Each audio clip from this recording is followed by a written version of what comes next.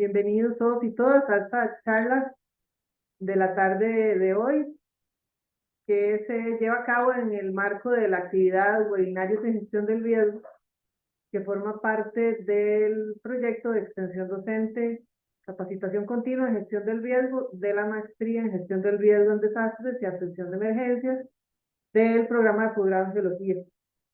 En la tarde de hoy tenemos al doctor Adolfo Quesada Román, quien nos va a hablar del tema de evaluación del riesgo en asentamientos informales de la GAM. Reitero la bienvenida, les agradezco su presencia y también les solicitamos que por favor mantengan sus micrófonos apagados durante la presentación. Al final vamos a abrir un espacio para preguntas y lo vamos a manejar a través del chat. Entonces cualquier consulta al doctor Quesada la pueden poner en el chat y al final de la charla entonces vamos a dar un espacio para estas consultas.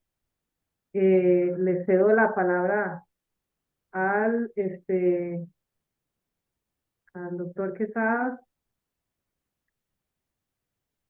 Muy bien. Un momentito, voy a Adolfo para... Ok. Me perdió el archivo de tus datos.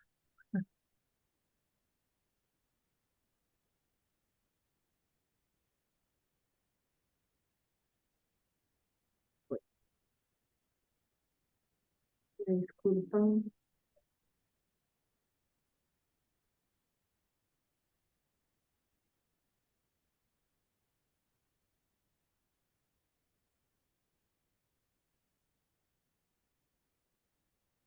El doctor Adolfo Quesada Román es geógrafo y geomorfólogo, es egresado de la Universidad de Costa Rica, la Universidad Autónoma de México y la Universidad de Ginebra en Suiza, en donde obtuvo su maestría y doctorado respectivamente. Sus líneas de investigación son en geomorfología, amenazas naturales, dendrocronología, geopatrimonio, donde cuenta con más de 100 publicaciones indexadas.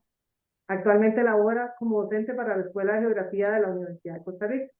Entonces agradecemos nuevamente al doctor Quesada por su tiempo y por la charla que nos va a dar en la tarde de hoy. Ahora sí, le cedo la palabra ahora. Bueno, muchas gracias. Muy buenas tardes a todos, a todas. Quiero agradecerle la invitación a Elena porque ya esta es la segunda vez que los estoy acompañando. Yo muy orgulloso y con mucho gusto de ayudarle siempre a la Escuela Centroamericana de Geología y a la maestría también. También agradezco a todas las personas que sacaron su rato para ver esta charla y bueno, espero que les guste bastante, que les sea de utilidad. Y bueno, ahí al final voy a dejar mi correo electrónico para cualquier duda. Igual durante este espacio pueden hacerme las preguntas al final de esta ponencia.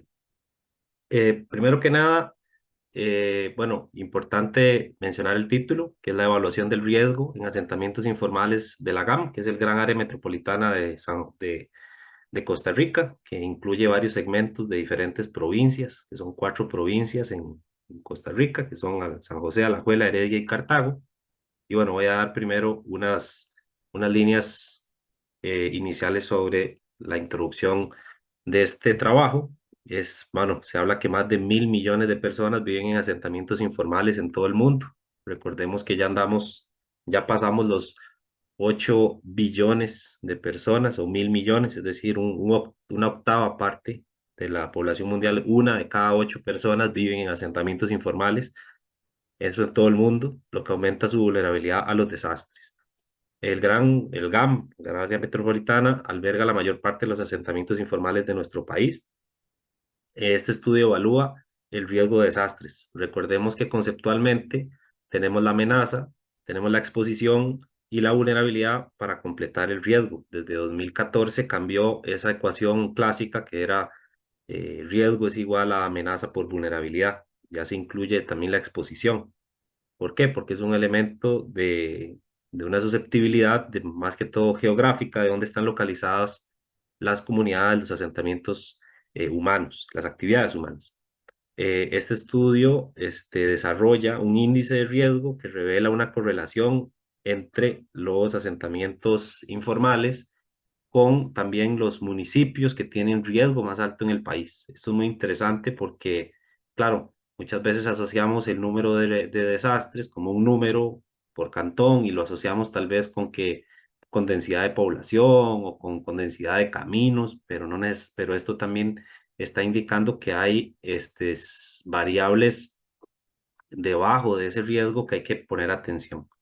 Esta investigación, por tanto, proporciona un ejemplo valioso para la reducción del riesgo de desastres a nivel mundial, especialmente en zonas que a mí me llaman mucho la atención, como lo son los países en desarrollo y los países tropicales. Resulta y sucede que estos países, ambos tipos de países, se complementan y tienen características de subdesarrollo que los hace más vulnerables. Entre otros datos, tenemos, bueno, aquí una imagen, por ejemplo, ese es el Estadio Nacional y el Parque Metropolitano de la Sabana en San José. Ahí vemos un poco del gran área metropolitana, por lo menos el área que está más cercana a San José, suma el 14% apenas del territorio nacional, pero es lo que alberga un 70% de su población. Aproximadamente entre 2,5 millones, 3 millones de personas viven aquí. En el área metropolitana, en el Guayas, tenemos 296 asentamientos informales, 40% del total del país, en apenas 14% del área nacional. Y aproximadamente se logró identificar que hay 132.000 habitantes en estas zonas. Estos son datos del año 2019, de 2020. Aproximadamente cuando estábamos empezando con la pandemia, yo contacté con personas del MIVA, Ministerio de Vivienda y Asentamientos Humanos, y ellos estaban generando esta base de datos muy buena, la cual tenía datos muy valiosos que ahorita voy a mencionar. Como una introducción, bueno, Costa Rica, los desastres más comunes son los hidrometeorológicos, los que son desencadenados por el agua, y entre ellos también podemos diferenciar entre inundaciones y deslizamientos. De hecho, si vemos, aquí podemos ver ¿cómo se llama? El climograma, ¿verdad? Cómo llueve en Costa Rica y básicamente tenemos un régimen que es pacífico, que tiene un patrón bimodal, que ahorita en la sana teoría estaríamos entrando, ¿verdad? Ahorita en el mes de julio, en una canícula, en un descenso de la lluvia. Y en el Caribe, más bien tenemos un patrón que es lluvioso todo el año. Básicamente no hay estiaje, ¿verdad? No hay periodo seco como sí lo hay en el Pacífico. Pero lo interesante es que en el pico máximo de lluvias, tanto en el Pacífico como en el Caribe, que es en septiembre y octubre, es donde tenemos más deslizamientos y donde tenemos más inundaciones. Entonces, hay muchísimos, ven como en el caso de los deslizamientos, vean que tenemos más o menos, vamos a anotar aquí, hasta 1.000 casos, ¿verdad? Por mes, por ejemplo, en el caso de octubre, mientras que en el tema de las inundaciones lo duplica, es decir, un porcentaje muy alto de estos desastres son asociados con inundaciones. De hecho, inundaciones en términos nacionales es como el 60% del total y deslizamientos como un 30% del total. El restante 10% son de origen geológico, asociados con sismos y con vulcanismo. Diversos estudios que yo he realizado en los últimos 3, 4 años indican en análisis de riesgo a nivel cantonal, es decir, municipal, que hay diferentes condiciones que disparan que haya más cantones riesgosos que otros. Por ejemplo, en este estudio sobre deslizamientos por cantón en el 2021, publicado en la revista International Journal of Disaster Risk Reduction, indica que cantones con grandes tamaños y que son de una línea más bien rural, como por ejemplo San Carlos, Turrialba y Pérez Celedón, y otros con características más bien urbanas de mucha densidad poblacional, pero con una alta vulnerabilidad, son los que tienen mayor riesgo. Por ejemplo, Desamparados, Cartago, por ahí Desamparados, son más que todos los cantones con mayor, el cantón central de San José también. En el caso de las inundaciones, en otro estudio que salió el año pasado, en 2022, en otra revista se llama Environmental Policy, Science and Policy, se menciona que el riesgo más bien de inundaciones, cuando ya le sumamos la exposición, le sumamos la vulnerabilidad, ah, nos damos cuenta que aquí pasan cosas diferentes. Por ejemplo, tenemos mucho riesgo en zonas costeras y en zonas asociadas a las fronteras, zonas fronterizas como lo es Caribe Norte y todo lo que limita con Nicaragua, con cuencas que van a drenar al río San Juan o bien al Caribe. Todo lo que son cantones allá, Upala, Guatuso, Los Chiles, luego, por ejemplo, los guanacastecos de Liberia, Carrillo, Agaces, Cañas. Y por el otro lado, otros focos interesantes que tenemos, por ejemplo, aquí en el Pacífico Central. Y bueno, por aquí nos salió corredores en el Pacífico Sur, pero no son cantones que a la vez, en términos de inundaciones, pasa algo muy interesante, que estos también cantones se ven afectados por el impacto de ciclones tropicales, que muchas veces se asocia con muchos deslizamientos e inundaciones. Entonces, siempre recordar, Pacífico Central, Pacífico Sur tiene estas problemáticas. Pero bueno, volviendo a los cantones, más bien de aquí del área, gran área metropolitana, tenemos que en otro artículo que se publicó hace como 3 años en esta revista que se llama Environmental Hazards, los desastres hidrometeorológicos en áreas urbanas, es decir, el GAM de Costa Rica, pasa el mismo patrón. Vean cómo se nota muy claramente, ¿verdad? Que el patrón que yo les mencionaba, ¿verdad? De las lluvias.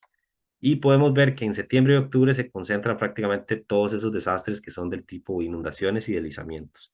Entonces tiene una tendencia muy clara en el país, pero a la vez es importante identificar cómo se asociaba esto para generar un riesgo, pero ya en asentamientos informales, ya algo más puntual. Entonces de ahí nace mi preocupación de que, bueno, existe una base de datos muy buena que genera el MIVA. Digo, bueno, la voy a utilizar y voy a generar un índice de riesgo. Entonces, ¿cuáles fueron los parámetros que yo utilicé? Voy a poner otro color porque ese color rojo está un poco fuerte. En el tema de la amenaza, usé pendiente y la distancia a los ríos. Entonces se usó la pendiente promedio y la media de distancia o el promedio de distancia hacia los ríos. ¿A dónde? A partir de un centroide donde está localizado el asentamiento informal. Recordemos que estudié 296 asentamientos informales. Todos estos procesamientos se hacen con sistemas de información geográfica. En este caso se usó el ArcMap, pero esto se puede hacer en otros programas, como puede ser el QGIS, o puede ser Saga, o cualquier otro de estos programas.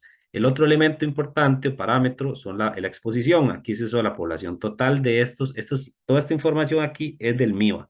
Entonces, ahí qué es el total de población por cada asentamiento informal, el número de casas y el área que tiene ese asentamiento informal. Todos esos son datos que me lo generó, me lo proporcionó el MIVA. En términos de vulnerabilidad, se utilizó el índice de desarrollo social, que es generado por el MIDEPLAN, el Ministerio de Planificación Económica y Regional de Costa Rica. Este índice existe desde el 2001, hay 2001, 2007, 2013, 2017, y están a la espera de los resultados del censo del año pasado, del 2022, para generar otro nuevo.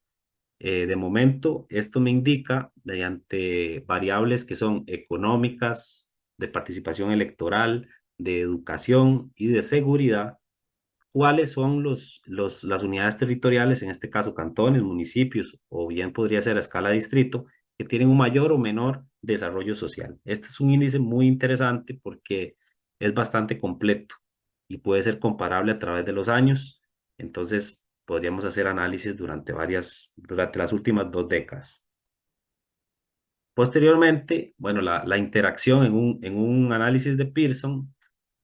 Primero se logró identificar cuál era el peso que tenía cada una de estas variables a la hora de hacer las interacciones de la amenaza. Por ejemplo, que la pendiente tenía un 55% de respuesta a la hora que yo calculaba la amenaza y un 45% cuando es la distancia a los ríos. Por el otro lado, en términos de la exposición, bueno, aquí fue más variado. La densidad de población 35%, la población total de los asentamientos un 35%, y el tamaño de ese asentamiento informal era el 30%, para sumar el 100%. Por otro lado, tenemos la vulnerabilidad que, como les mencionaba, fue calculada a través del SDI, bueno, el índice de desarrollo social. Entonces, como les mencionaba, tiene cuestiones de seguridad, salud pública, datos económicos y participación electoral o ciudadana. Entonces, luego se hizo una interacción, pero no la clásica interacción de 0,33 por todos los elementos, sino que se trató de entender cuáles pesaban más. Y aquí llama la atención que pesó más la amenaza, esa distancia a los ríos, esa pendiente. Pesó la vulnerabilidad, un 0,3, un 30%, y la exposición apenas un 20%. Y esos son con análisis estadísticos en este caso de Pearson, para, para eliminar esa alta colinearidad. Todos estos parámetros son normalizados después, es decir, se pasan de 0 a 1 para poder ser comparados entre sí y distribuidos en 3 grupos, ¿verdad? Para tener datos altos, medios y bajos, y eso se usa por una distribución de cuantiles. Entonces, estos son los puntos en celeste, son los puntos donde están todos los asentamientos informales dentro de este gran límite en negro, que es el gamma. Como les mencioné en un inicio, concentra cantones de Alajuela, de Heredia, San José y de Cartago, y son 296. Aquí hay ejemplos, por ejemplo, esto es una fotografía, esto es una imagen satelital, ¿verdad? Este es de León 13, en San José, y esta es una fotografía de un dron tomada por el colega Denis Chavarría. Aquí podemos ver, bueno, la densidad poblacional que hay aquí, el hacinamiento, la cercanía con los ríos. Vean aquí en esta imagen podemos ver la inclinación que hay en esos asentamientos muy cercanos a los ríos. Entonces, aquí empezamos a sumar cosas interesantes. Siempre se ha sabido, bueno, eh, los desastres que se asocian con asentamientos informal pueden ser inundaciones, pero bueno, también la erosión lateral que genera el río puede generar deslizamientos. Entonces se suma una cascada de desastres. Luego, los resultados de esa clasificación de riesgo, bueno, me generó riesgos que son bajos, medios y altos, y aquí están distribuidos en San José, aquí donde está la mayor densidad, y aquí se ve con los números los diferentes cantones o municipios, San José, por ejemplo, Tibás, eh, Heredia, San Pablo y otros más. Como datos generales y que engloban estos resultados, llama la atención esto.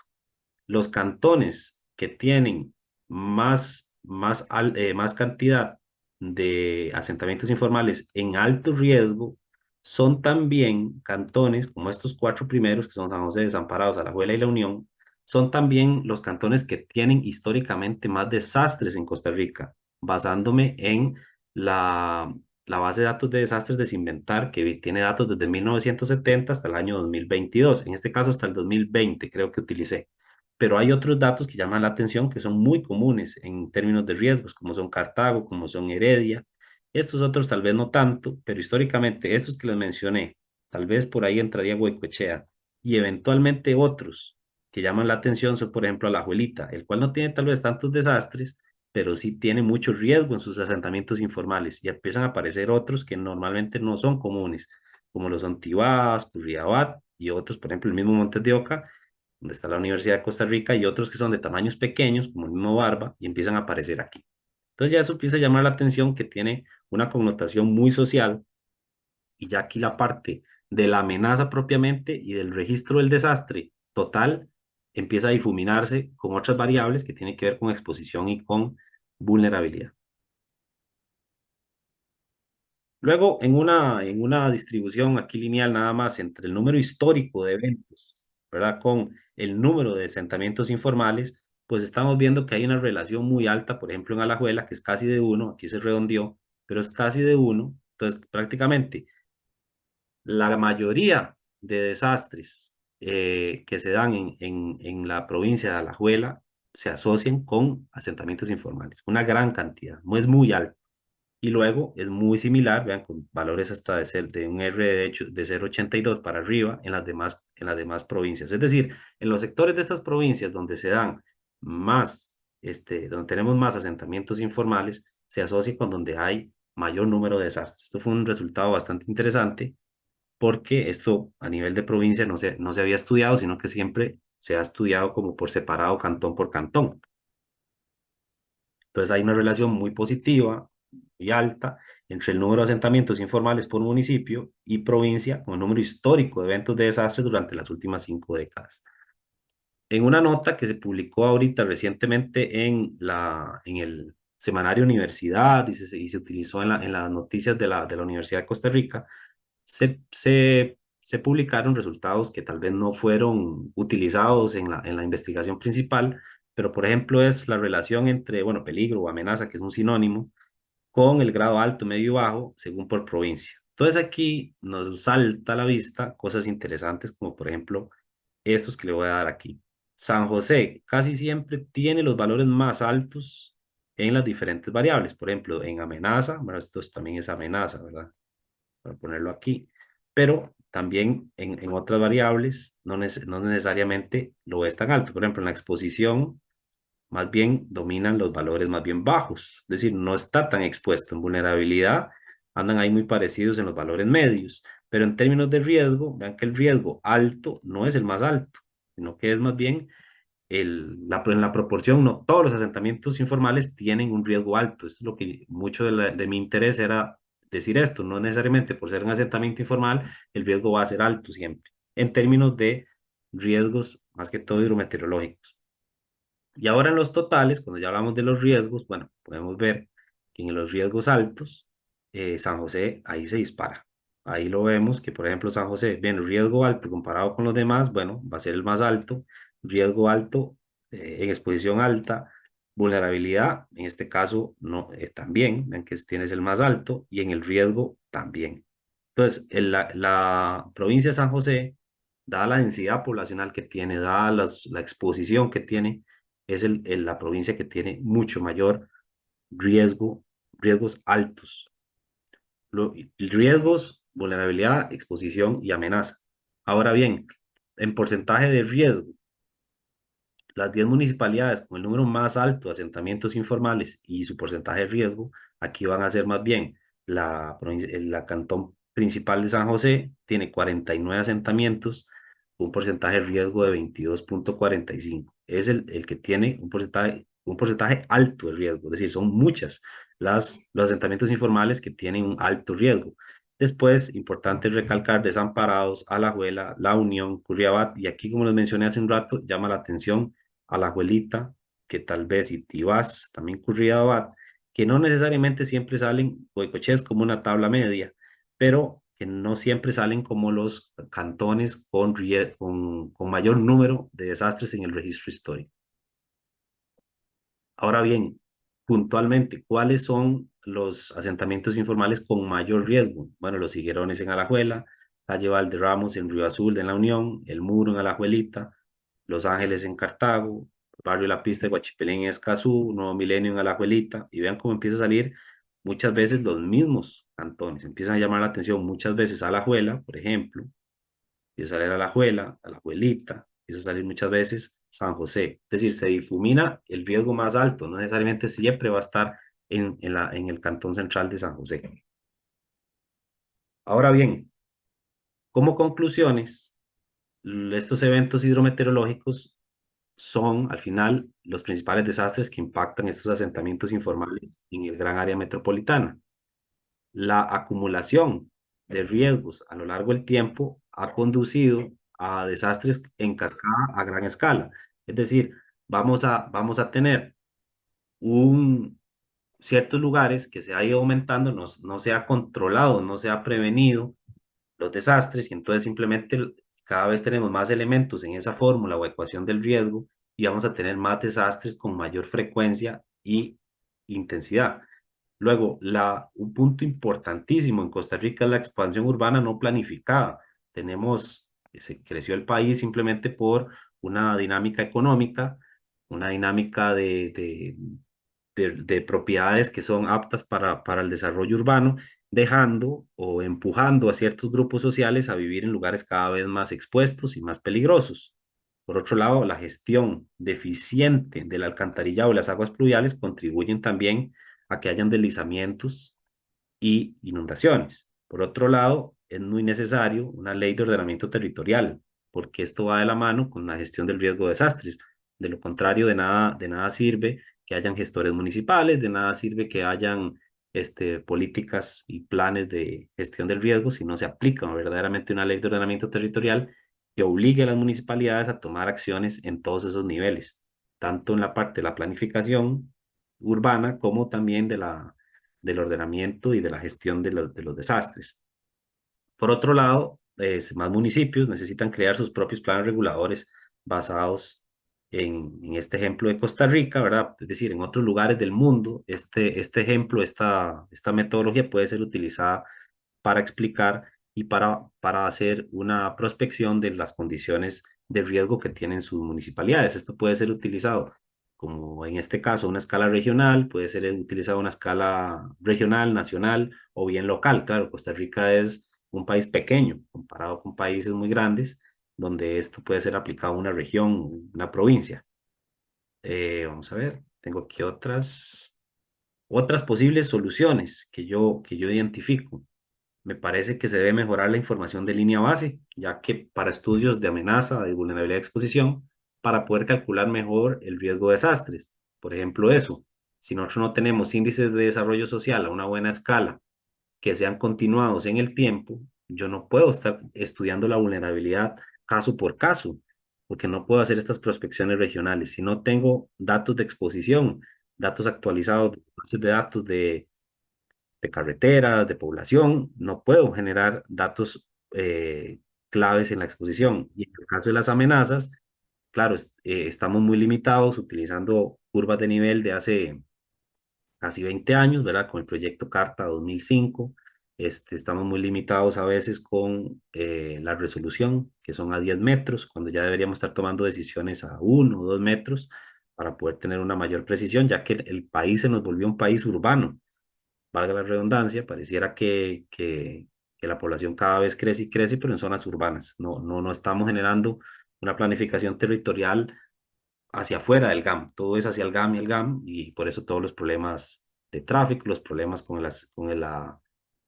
el aseguramiento del agua potable, los problemas, bueno, se vio en el COVID también, otro estudio que fue similar a este, que se publicó a inicios de año, también indicaba eso. Al final, la mayor densidad poblacional, donde había más caminos, pues fue en los cantones que también tuvieron más casos de COVID. Entonces hay un riesgo, una vulnerabilidad detrás de esos desastres.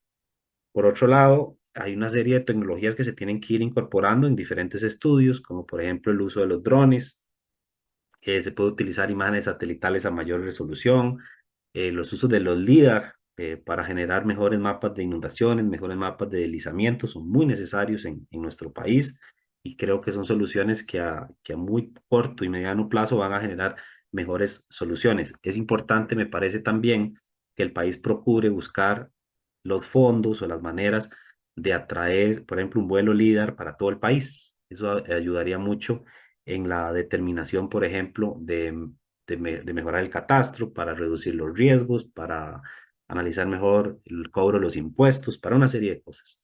Luego, los sistemas de alerta temprana sistemas de alerta temprana que existían en Costa Rica, que tenían cierta utilidad, algunos se han dejado de utilizar, y entonces deberíamos procurar hacia esto, tratar de hacer estudios más integrales a escala de cuenca, sobre todo en los estudios que tienen que ver o con las problemáticas que tienen que ver con inundaciones, con flujos de lodo, con inundaciones rápidas, porque esos son problemas y son de los desastres que más impactos han causado en los últimos años en nuestro país, inclusive muertes. Por otro lado, es muy importante esta parte de la descentralización del gobierno y generarle más fortaleza a los gobiernos locales, porque son al final los que tienen por ley que desarrollar su propia gestión del territorio. Eso es un tema que va más allá, y no solamente los riesgos, sino también el ordenamiento territorial, el manejo ambiental, y todo esto va ligado a una buena gobernanza. El éxito de estas evaluaciones de riesgos, como este ejemplo que se hizo acá en este artículo, tiene que ver mucho con una coordinación que debe existir en interescala, desde lo nacional, lo regional y lo local. Nosotros tenemos un país muy pequeño, pero sigue pensando en que todo se maneja a escala nacional, cuando ya debemos empezar a hacer trabajos a escala más bien regionales y sobre todo locales, y entre municipalidades que comparten cuencas, que comparten problemáticas, para mejorar la resolución de problemas. Por otro lado, es muy necesaria una ley, como les mencioné hace un momento, hace 2 diapositivas, del ordenamiento territorial. Debe integrar la gestión del riesgo y debe integrar toda la parte de gestión también ambiental. Entonces debe ser una ley más bien muy integral, que en este momento no hay ninguna discusión en la Asamblea Legislativa, no hay discusión desde los ministerios, no hay discusión desde las universidades. Entonces tenemos que ponernos de acuerdo por ahí. Me parece que es algo muy necesario como país. Esto se viene hablando desde hace muchos años y se ha ido pateando la bola hacia adelante sin tomar acciones verdaderas. Este artículo se publicó en esta revista que se llama Sustainability, de este grupo suizo que se llama NDPI. y el artículo tiene por título este, que se llama así, Disaster Risk Assessment of Informal Settlements in the Global South. El Global South es los países en desarrollo, una manera ¿cómo es que dicen ahora? Chic de llamarle a los países en desarrollo para no llamar siempre developing countries. Y bueno, es de acceso libre, lo buscan así, o me pueden escribir y yo se los voy a enviar con muchísimo gusto.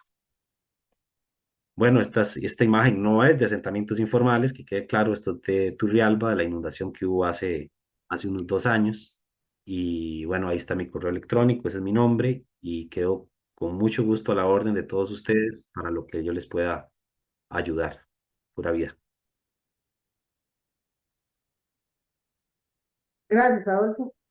No sé si alguien querrá hacer alguna pregunta. En chat no hay ninguna, pero tal vez si abrimos micrófono, que alguien levanta la manita, si alguien tiene alguna consulta. Si no, por acá, eh, si alguien pregunta que si ha habido acercamientos con la CNE para hablar sobre los resultados de este trabajo. Sí, correcto. El día de hoy, de hecho, estuve hablando con Carlos Picao y la idea que es, de hecho, él es profesor en la maestría y de hecho estábamos hablando, estaba muy interesado en tratar de aterrizar en términos económicos, que es una de las líneas que él más trabaja desde la universidad y apoyar a la CNE en términos de cuáles son las pérdidas en cuáles sectores y tratar de ir mejorando cuál es el monitoreo para poder calcular pérdidas o daños y pérdidas a todos los niveles. Entonces creo que es una parte que yo he empezado a ver como muy necesaria. Creo que por ahí va mi viraje, digamos, a empezar a estudiar más que todo impactos económicos como un gran tema, pero que al final es esto, calcular daños, calcular pérdidas y el país hacia dónde debe apostar, identificando, por ejemplo, bueno, si tenemos un cantón que tiene en este caso, por ejemplo, asentamientos informales en gran cantidad y lo que se está afectando más que todo son puentes, caminos. Bueno, revisar también los asentamientos informales, qué otras problemáticas tienen. A mí me llamó mucho la atención cuando yo estaba haciendo este estudio, que cuando yo buscaba, por ejemplo, para hacer la introducción, la discusión misma del artículo, salía mucho que uno de los problemas más grandes de los asentamientos informales ni siquiera son deslizamientos, ni siquiera son inundaciones, sino que son incendios estructurales. Entonces es un tema que también, en un enfoque más amplio, no solamente pensando en los riesgos naturales, se debe ampliar, que es el tema de los incendios. Y y en un marco, digamos, de sequía, en un marco de un planeta cada vez más caliente, pues el tema de los incendios, el tema del hacinamiento, genera una problemática y un reto cada vez mayor. Pero sí, ya se nos estamos acercando con la CNE, por dicha. Estoy muy contento por eso. De hecho, hoy tuve la llamada con él, hablamos como una hora y de verdad me tiene muy contento porque era como un pendiente muy grande que tenía y no me había podido poner al día con eso. De hecho, por ahí está conectado Carlos. Em, Hola, otra hola, consulta. perdona, Elena. Sí, Por, adelante, por- Carlos.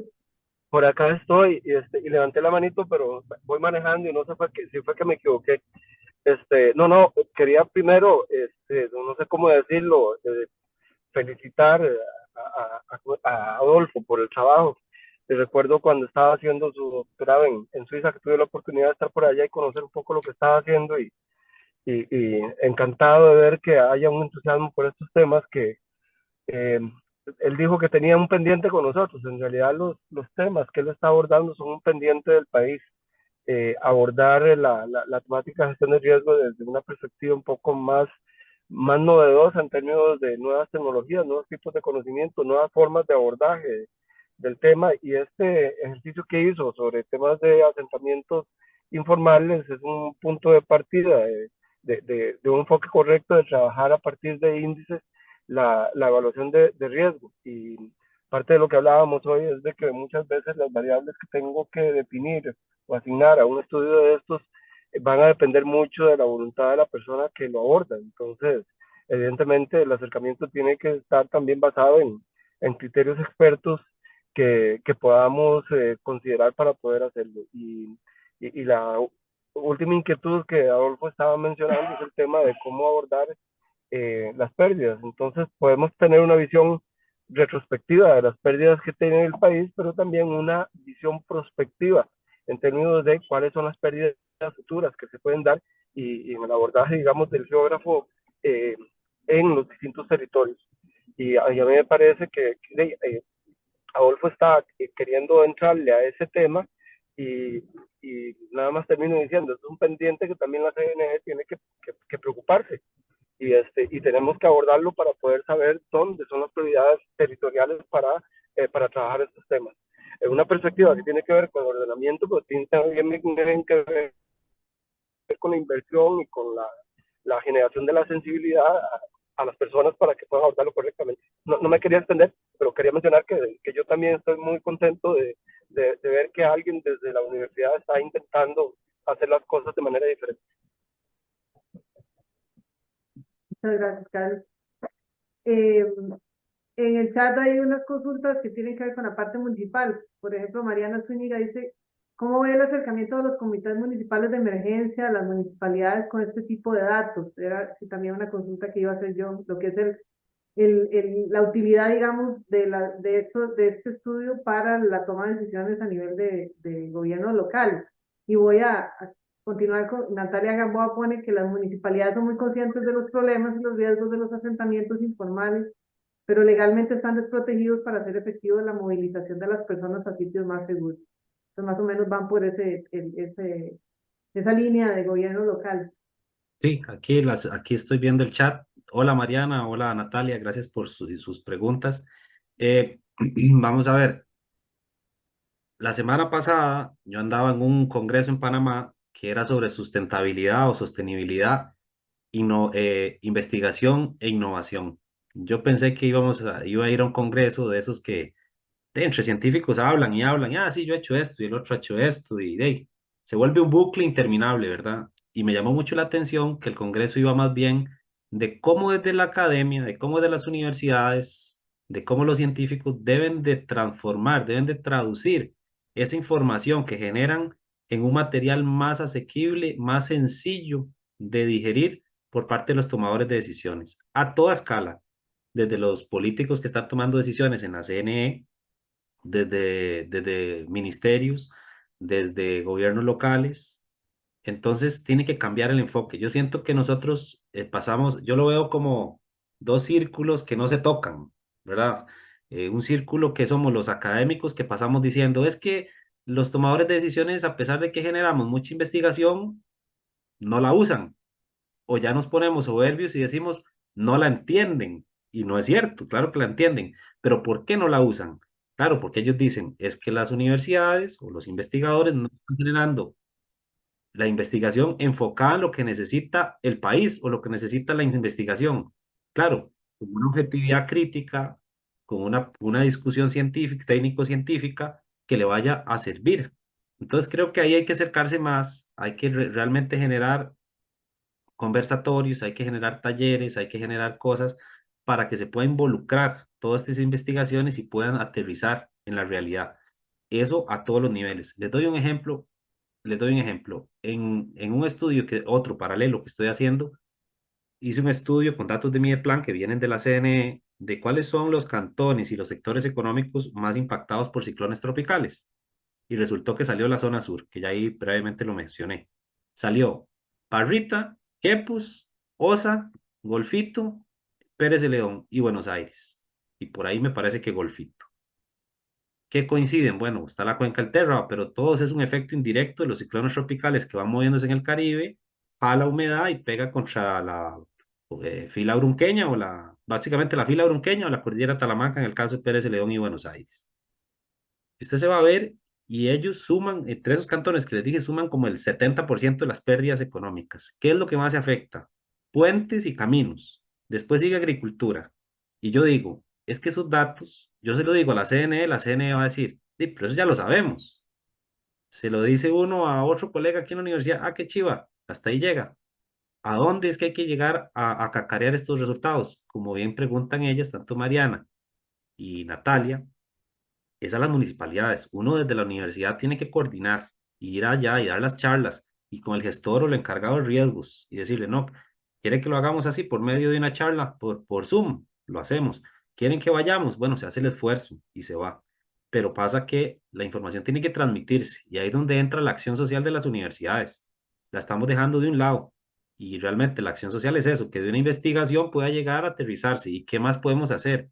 ¿Qué limitaciones tienen? Ser hasta canales para traducir o cambiar de una manera más sencilla lo que ellos necesitan y también coordinar con las instituciones. Entonces creo que va por ahí, va por más de presentar los datos a quienes realmente los necesitan, no tirarlos ahí al aire y que salgan por Repretel o que salgan por el semanario o que salgan por Canal 11 o bueno, o sea, por La Teja, no importa, es importante también, pero hay que llegar a quienes están tomando decisiones, quienes están ahí en el campo de batalla. Creo que va por ahí, ese es mi pensar. Sí, justo eso era una consulta que ponía ahí Raquel también en el chat, que desde su experiencia cómo se puede hacer llegar los resultados a las instancias de gobierno, a los tomadores de decisiones. Y mucho de lo que decís es a través de divulgación, ¿verdad? Y contacto directo con estas personas y para hablar y conversar con ellos sobre los resultados. Correcto. También, ¿cómo ves lo de socializar estos resultados también directamente con las comunidades, con los pobladores de estos asentamientos? Yo lo veo muy necesario y en esos poblados deben haber, una vez en un trabajo que nosotros hicimos cuando yo trabajé en la Universidad Nacional, se hizo un trabajo muy interesante que fue contratado por la Municipalidad de Alajuela. La Municipalidad de Alajuela dijo, bueno, necesitamos saber cuáles son los distritos que tienen más impacto por desastres. Entonces se hizo un índice ahí de riesgo sencillo, pero muy efectivo. Y una vez conociendo esos datos, eran con desinventar igual, llegamos y dijimos, ok, estos son los desastres que hay ahí. ¿Cuáles son las comunidades que más se afectan? Ya se sacaron por distrito. Y se ubicaron a las ADIs, a las Asociaciones de Desarrollo Integral. Ya hablamos con las ADIs y de nosotros decíamos, es que aquí dice que se inunda mucho. Y decían, no, aquí nunca se inunda. O aquí hay deslizamientos. No, ¿a dónde? Aquí el problema es la contaminación de la quebrada. Aquí el problema es un muro que se va a caer. Eran otros problemas, pero las ADIs lo llevaban a uno de los lugares donde estaban los problemas. Usted tenía los datos así en el aire, pero ellos lo ubicaban. Y ellos son como la manera, me parece, más eficiente de transmitir esta información. Claro, ya hablando en temas en este caso, asentamientos informales, me imagino yo que cada asentamiento informal tiene su organización. Entonces, a esa organización tendría que apuntarse, ir y trabajar con ellos, ir a hablar, ir por lo menos a divulgar los resultados. Pero sí, claro, me parece que es muy necesario que ellos sepan que están en condiciones de más alto, medio o bajo riesgo. Y claro, todo lo que es la organización comunal es importantísima para poder llegarle a la gente. No sé si... Creo que Natalia tiene la mano levantada. Sí, adelante, Natalia. Gracias, buenas tardes, un gusto saludarles y me agradó mucho la presentación. Tendría muchísimos comentarios, básicamente viendo parte de la foto, em, creo que también de los temas que tenía como duda, que no sé si tal vez lo comentó al principio y no lo entendí bien, es muchos de los asentamientos que están sufriendo problemas con todas las actividades hidroclimatológicas últimamente, no son propiamente o fueron en algún momento informales, pero poco a poco se fueron formalizando muy cerca de quebradas, muy cerca de ríos. Entonces, quería ver cuál fue el parámetro que se valoró dentro del análisis para determinar que si ya ha sido como un poquito más establecidos o si eran espacios que totalmente no tenían condición de estabilidad como de sus condiciones de vivienda. Es por ahí la consulta. Sí, básicamente se utilizó un punto central, porque eran muchos, ¿verdad? De todos estos asentamientos, y ahí calcular cómo era su pendiente media y cuál era la distancia con el río más cercano. Entonces, claro, si yo tenía un asentamiento que tenía alta pendiente y cerca al río, problema, ¿verdad? Iba a salir con un índice de amenaza alto, pero luego podía ser que la amenaza era alta, pero la vulnerabilidad y la exposición podía ser que sean bajos, entonces no salía tan alto. ¿Verdad? Está ahí la amenaza latente, pero sus condiciones no lo hacen tan riesgoso como los otros asentamientos informales. Ahora bien, eso que usted menciona es cierto. Cuando estos asentamientos iniciaron, tal vez estaban lejos de la quebrada, lejos del río, pero ahora están en el margen de esas laderas y eso va a generar un problema mayor. Y además, si están en condiciones socioeconómicas, por ejemplo, índices de vulnerabilidad más bajos y tienen mucha exposición, es decir, mucha densidad de calles, mucha densidad de población, hay muchas viviendas, hay mucho hacinamiento, eso va a disparar el riesgo de estos asentamientos. Muchas gracias, perfecto. Con gusto. No sé si alguien tendrá alguna otra consulta. Creo que las del chat ya las cubrimos todas. Si no, entonces, le agradecemos a hoy por su tiempo. Yo sé que ahora tiene otra actividad, entonces tiene la agenda ocupada en la tarde. Sí, sí, bueno, por hecho fue solo la tarde. Entonces, muchísimas gracias a Adolfo y muchísimas gracias a todos los que se conectaron por su tiempo y por participar de estas actividades. Como siempre hago el comercial de que se mantengan al tanto de las redes sociales de la universidad, de la Escuela de Geología, específicamente para más actividades de este tipo. Siempre en octubre hacemos la jornada de investigación y gestión del riesgo, entonces por ahí van a estar viendo el anuncio en las próximas semanas. Entonces, muchas gracias y buenas tardes a todos. Gracias, Adolfo, nuevamente. Buenas tardes, hasta luego a todos. Gracias por el tiempo. Chao. Igual. Gracias.